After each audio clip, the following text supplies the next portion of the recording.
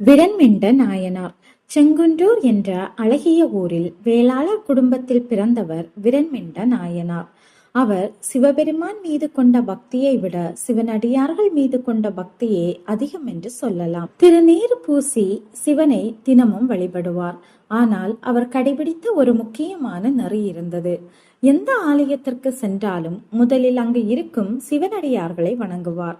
அவர்களிடம் ஆசீர்வாதம் பெற்ற பிறகே இறைவனை தரிசிப்பார். இறைவனை நேசிப்பது பெரியது, ஆனால் இறைவனுடைய அடியார்களை மதிப்பது அதைவிட உயர்ந்தது என்று அவர் நம்பினார். அடியார்களை யாராவது அவமதித்தால் அதை அவர் பொறுத்து கொள்ள மாட்டார். உடனே கோபப்படுவார். அவரது பக்தி சில நேரங்களில் வீரமாக மாறிவிடும்.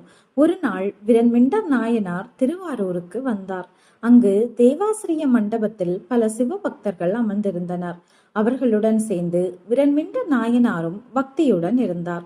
அந்த நேரத்தில் சுந்தரமூர்த்தி நாயனார் கோவிலுக்கு வந்தார். வழக்கம் போல் அவர் மனதினுள் எல்லா அடியார்களையும் வணங்கிக் கொண்டு அமைதியாக ஓரமாக சென்று கோவிலுக்குள் நுழைய முயன்றார். இதை கண்ட விரண்மிண்ட நாயனார் தவறாக எண்ணினார். இங்கே இவ்வளவு சிவனடியார்கள் இருக்கிறார்கள், அவர்களை வணங்காமல் உள்ளே செல்கிறாரே, இது சரியா என்று மனதில் கோபம் வந்தது. அவர் சுந்தரருக்கு கேட்கும் வகையில், அடியார்களை முதலில் மதிக்காதவன் அடியார்களுக்கு புறம்பானவன், அவனை ஆட்கொண்ட இறைவனும் அடியார்களுக்கு புறம்பானவன் என்று கடுமையாக கூறினார். அங்கே இருந்தவர்கள் அதிர்ந்தனர். ஆனால் சுந்தரர் கோபப்படவில்லை. மாறாக விரண்மிண்ட நாயனாரின் அடியார் பக்தியை பார்த்து மனம் நெகிழ்ந்தார். உடனே இறைவன் சன்னதிக்கு சென்று, அடியார்களுக்கே அடியனாகும் பேரின்ப நிலையை எனக்கு தந்தருள வேண்டும் என்று பிரார்த்தித்தார். அப்போது இறைவன் அருளால் சுந்தரர் புகழ்பெற்ற திருத்தொண்ட தொகை பாடலை பாடினார். அதில் சிவனடியார்களின் பெருமையை உலகறிய செய்தார். இதை கேட்ட விரண்மிண்டர் நாயனார் மிகவும் மகிழ்ந்தார். சுந்தரர் உண்மையிலேயே பெரிய பக்தர் என்று உணர்ந்தார். விரண்மிண்ட நாயனார் பற்றி மற்றொரு சம்பவமும் கூறப்படுகிறது. சுந்தரர் மீது கோபம் கொண்ட விரண்மிண்டர் நாயனார் சுந்தரரையும் வெறுத்தார், திருவாரூரையும் வெறுத்தார். இனி திருவாரூர் எல்லைக்குள் செல்ல மாட்டேன் என்று உறுதியெடுத்தார். அது மட்டுமல்ல, தன் வீட்டிற்கு வரும் சிவனடியாரிடமும் எந்த ஊரிலிருந்து வருகிறீர்கள் என்று கேட்பார். யாராவது திருவாரூர் என்று சொன்னால் கோபத்தில் அருகில் இருக்கும் கொடுவாளை எடுத்து தாக்க முயல்வார். இதனால் அவரது மனைவி மிகவும் கவலையடைந்தார். வீட்டிற்கு வரும் சிவனடியார்களிடம் முன்கூட்டியே ஊர் கேட்டால் திருவாரூர் என்று மட்டும் சொல்லாதீர்கள் என்று எச்சரித்து விடுவார். ஒரு நாள் சிவபெருமான் தாமே ஒரு சிவனடியார் வேடத்தில் விரண்மிண்ட நாயனாரின் வீட்டிற்கு வந்தார். வாசலில் நின்று குரல் கொடுத்தார். விரண்மிண்ட நாயனாரின் மனைவி அவரை மரியாதையுடன் உள்ளே அழைத்தார். பின்னர் மெதுவாக, என் கணவர் ஊர் கேட்டால் தயவு செய்து திருவாரூர் என்று சொல்லாதீர்கள் என்று வேண்டிக் கொண்டார்.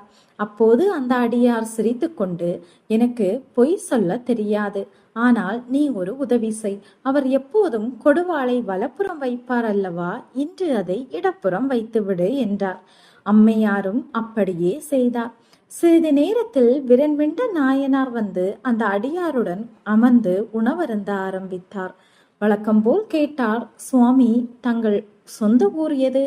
அந்த அடியார் அமைதியாக, எங்கும் இருப்பேன், ஆனால் என் ஊர் சுந்தரர் வாழும் திருவாரூர் என்றார். அந்த வார்த்தையை கேட்டதும் விரண்மிண்டர் நாயனாருக்கு கடும் கோபம் வந்தது. உடனே வலப்பக்கம் திரும்பி கொடுவாளை எடுக்க முயன்றார். ஆனால் அங்கே அது இல்லை. மனைவி நடுங்கியபடி இடப்புறம் வைத்திருக்கிறேன் என்றார். விரண்மிண்ட நாயனார் உடனே இடப்புறம் திரும்பி கொடுவாளை எடுத்தார். அதற்குள் அந்த அடியார் எழுந்து ஓட ஆரம்பித்தார்.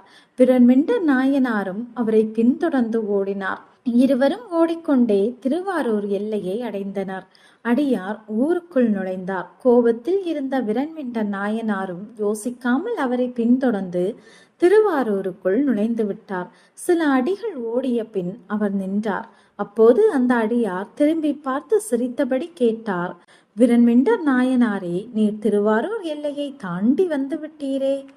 அந்த வார்த்தை மின்னல் போல அவரை தாக்கியது. தான் எடுத்த விரதத்தை மீறிவிட்டதை உணர்ந்தார். உடனே வருத்தத்தில் கொடுவாளை எடுத்து தன் காலை வெட்டி கொள்ள முயன்றார். அந்த நொடியில் சிவபெருமான் உமாதேவியுடன் ரிஷப வாகனத்தில் காட்சி தந்தார். விரண்மிண்ட நாயனார் அதைக் கண்டு கண்களில் நீர் மல்க விழுந்து வணங்கினார்.